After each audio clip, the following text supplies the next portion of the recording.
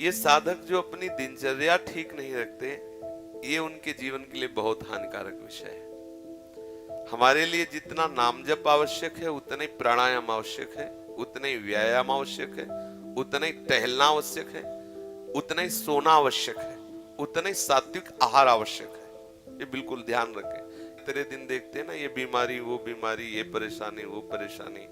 तो सबसे पहली बात है, हम जब कहते हैं तो कोई समझ नहीं रहा, ब्रह्मचर्य की रक्षा की जाए।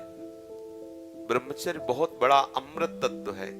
ये मूर्खता के कारण लोग इसे ध्यान नहीं देते हैं। एक ने तो कहा कि संसार में अब यही सुख है, तुम भी उसमें भी कह रहे हो कि ऐसा। हम भाई तुम्हें सुखी करने के लिए कह रहे, दुखी करने के लिए तो नहीं कह रहे ना। हम तुम्हारे दुश्मन नहीं हैं, तुम्हारे मित्र हैं। तुम्हारा मन तुम्हें गलत रास्ता दे सकता है, लेकिन हम तुम्हें गलत रास्ता नहीं दे रहे। तुम सदगृहस्थ हो तो संयम से चलो।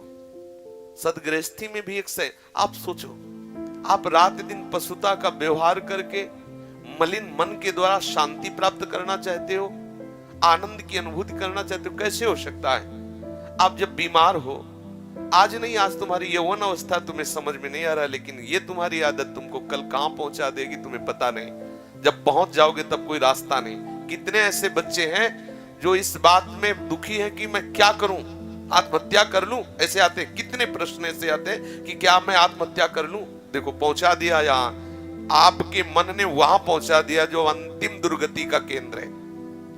यदि आप गृहस्थ हैं तो 5 बजे तक उठ जाए, इतनी छूट। मान लो आप रात्रि में 11, साढ़े 11 बजे या 12 बजे सोते तो 5 घंटे।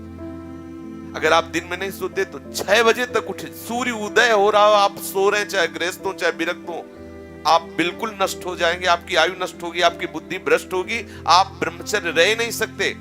कह देते ब्रह्मचर्य की क्या जरूरत, क्या? आप सच्ची मानिए, आप 2 महीने ब्रह्मचर्य, अगर गृहस्थ है 2 महीने ब्रह्मचर्य रहिए, 2 महीने केवल, और फिर आप देखिए आपको कैसा लगता है। और उस ब्रह्मचर्य से युक्त होकर फिर संतान उत्पन्न क्रिया की, आप देखिए वो संतान कैसी तेजस्वी होगी। आप उसको समझिए।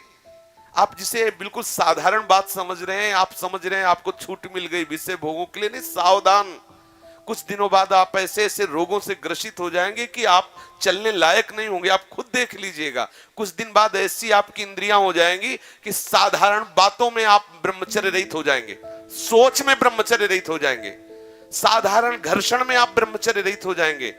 ऐसी स्थितियां आती हैं जिनमें मतलब कितनी दुर्दशा हो जाए, चाहे वो स्त्री शरीर हो चाहे पुरुष शरीर। ऐसा नहीं कि केवल ब्रह्मचर्य पुरुष शरीर के लिए, दोनों के लिए ब्रह्मचर्य है। अगर आप गलतियों से युक्त हो जाएंगे तो स्त्रियों में ऐसे रोग हो जाते हैं जिनके कारण उनको चलना फिरना मुश्किल हो जाता है, उनके शरीर की पूरी स्थिति बिगड़ जाती है। ब्रह्मचर्य दोनों के लिए आवश्यक है। कुछ लोग प्रश्न करते हैं कि गृहस्थ आश्रम में ब्रह्मचर्य का अस्तित्व नहीं। आप देख लो, अगर साल 2 साल में आंखों में कम ना दिखाई देने लगे तो बताना। अगर घुटने दर्द करे, कमर दर्द करे, चलने पर आपको चक्कर आने लगे, देखना, खुद देखना। एक शरीर है, उसकी एक नियत क्षमता है, आप उसके अनुसार गृहस्थ का मतलब ऐसा थोड़ी कि तुम्हारे लाइसेंस मिल गया भोगों का कि तुम मनमानी गंदे आचरण करो और तुम स्वस्थ। शरीर है तुम्हारा, कोई सोने चांदी का थोड़ी बना है। सोने चांदी का भी घिसोगे तो पतला जाएगा, वहां नष्ट हो जाएगा। भाई किसी भी चीज को इसका एक संयम है। देखो हमने पढ़ा है, शास्त्रों में भी पढ़ा है, जब भगवान गरुण जी की उत्पत्ति करने का संकल्प हुआ ना कश्यप जी को, तो 10,000 वर्ष तक ब्रह्मचर्य रहे। और फिर जब माता विंता के गर्भ में आधान किया तो अरुण और गरुण जैसे महापुरुष पैदा हुए। अगर आप 5 वर्ष ब्रह्मचर्य रहे केवल इसलिए कि जो हमारी संतान हो वो बहुत देशभक्त, हरिभक्त, बलवान, विद्वान, ज्ञानवान हो, और आप नियम से दोनों भजन करो, और 5 वर्ष बाद गर्भाधान करके संतान उत्पत्ति के शास्त्र सिद्धांत, अगर वो महापुरुष न पैदा हो तो बताना। अब ये खान पान ठीक नहीं, आचरण ठीक नहीं, पवित्र नहीं हो, एक किसान भी खेती को सुरक्षित और तैयार करता है तो उसमें अच्छी फसल होती है। तुमने ब्रह्मचर्य को जाना ही नहीं, इधर उधर से हर तरह से भ्रष्ट आचरण, अब वो संतान कैसे हुई? अब देखो हंसी मजाक की बात है, हम देखा गोदी में चश्मा लगा है, भगवान गोदी में है, शुगर है 500। अब बोलो इनको जवानी आएगी कभी? क्या हुआ? ये गलतियां हो गई, संयम बर्ताव नहीं किया गया, वीर में वो सामर्थ्य नहीं रही कि संतान को तेजस्वी ओजस्वी बना सके। अब इन बातों को कहा जाता है गुप्त रखो, गुप्त मरो। भाई आप जैसे कह रहे हैं सब कहने सुन, तो देख लो आगे तुम्हारे आ जाएगा। अगर उठने में तुम्हें तकलीफ ना होने लगे कहना, अगर बादाम ज्यादा खाओगे तो लीवर खराब हो जाएगा, देख कुछ दिन बाद देख लेना। ये जो लोग कहते हैं ना कि अरे बाबा लोग सब कहते हैं, देख लेना तुम्हारे पुरखा पानी पा जाएंगे। तुम तो हमारी आत्मा हो, इसलिए हम तुम्हें प्यार से समझाते हैं। जैसे हम कहते हैं तुम ब्रह्मचर्य रहो, हस्त मैथुन मत करो, गंदे आचरण मत करो, व्यभिचार मत करो। ये ब्याह की जो एक प्रक्रिया है आपको एक सीमित बांधने के लिए है कि आप भ्रष्ट आचरण न करें, आप धर्म से युक्त होकर भगवत मार्ग में चलें, आराधना करते हुए एक आराधक की तरह एक संयमित जीवन व्यतीत करें। लेकिन वो माना जाता है कि बाबा लोग हैं। कुछ लोग कहते हैं पहले खुद को देख लो, बाबा लोग जेल में हैं। एक खेती में सब फसल एक जैसी नहीं होती। अगर कहा जाए कि सब दुकानदार बेईमानी होते हैं या सब खेती में एक ही जैसी फसल नहीं, कोई गन्ने की भी फसल, गन्ने में भी कई क्वालिटियां होती है, आलू की भी कई क्वालिटियां होती है, ऐसे अलग अलग वृत्ति है, अलग अलग भाव है। तो हमारी बात को आज अगर नहीं मानोगे तो कल तुम्हें पछताना पड़ेगा, पक्का समझ लीजिए। संयम से चलो, गृहस्थ धर्म में रहते हुए भगवत प्राप्ति के योग्य हो जाओगे।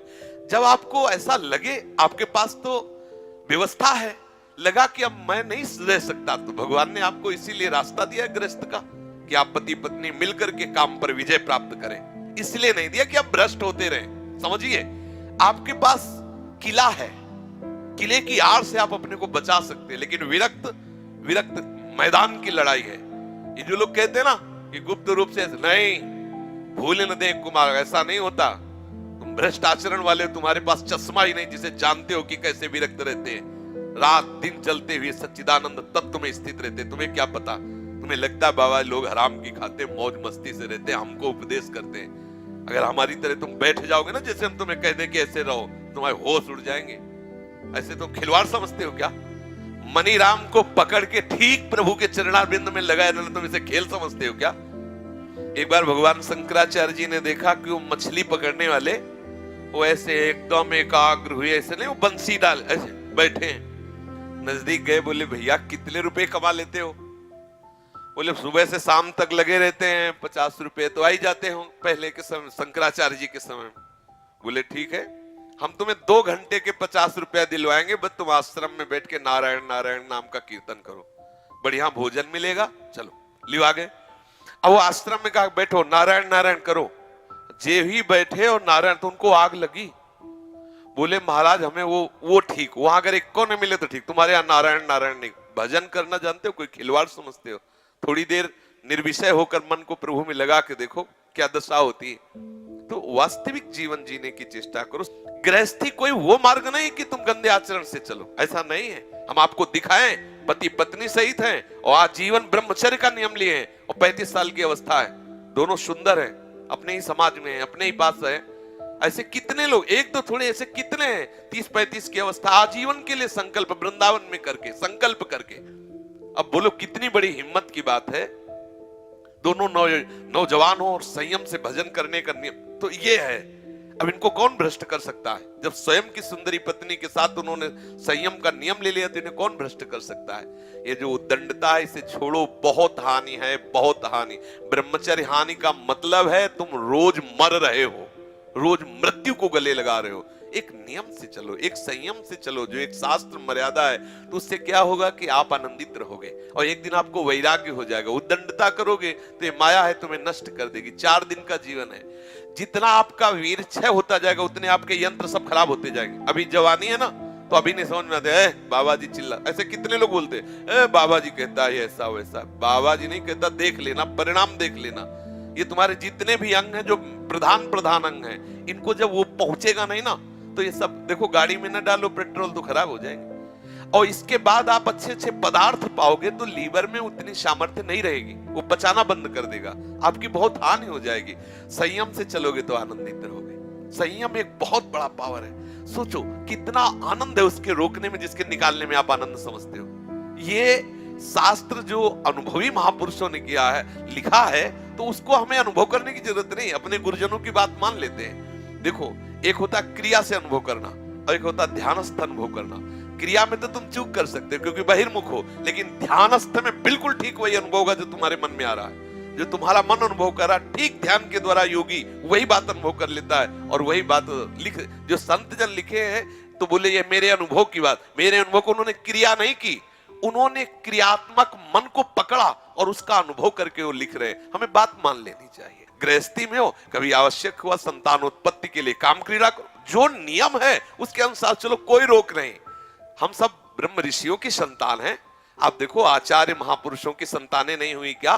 तो कोई एकदम ऐसा नहीं, इसका मतलब ये ना समझा जाए कि हम पूरी सृष्टि को इस बात के लिए नहीं, हम तुम्हें बलवान बना रहे हैं। एक संयम से चलो, उचित आहार विहार करते हुए भगवत मार्ग के पथिक बनो।